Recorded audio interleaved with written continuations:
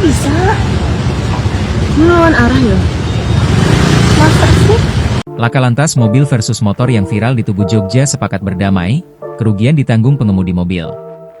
Kecelakaan terjadi di Jalan Pangeran Diponegoro, Kementerian Jetis, Kota Yogyakarta atau di kawasan Tugu Yogyakarta, pada Minggu, 18 Januari 2026, sekitar jam 10.15 waktu Indonesia Barat. Kecelakaan yang melibatkan pengemudi mobil dan pengendara sepeda motor itu sempat viral di media sosial. Kasat Lantas Polresta Yogyakarta, AKP Alfian Hidayat, mengatakan pengguna jalan yang terlibat kecelakaan tersebut yakni DM, laki-laki mengemudi mobil Toyota Rush nomor polisi AP 1475FY.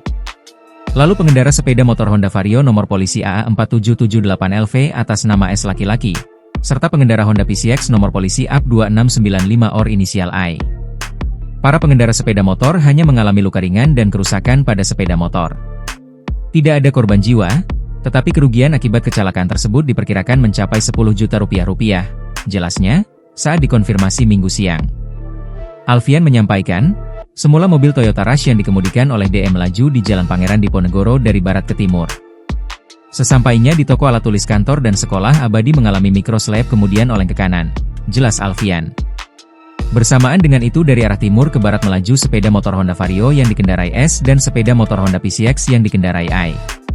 Karena jarak sudah terlalu dekat dan tidak sempat menghindar sehingga terjadi benturan, terang Kasat Lantas.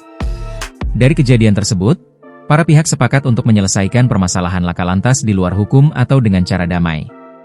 Para pihak sepakat diselesaikan dengan semua kerugian material ditanggung oleh pengemudi roda 4, pungkas Alfian. Download Tribun X sekarang, menghadirkan lokal menjadi Indonesia.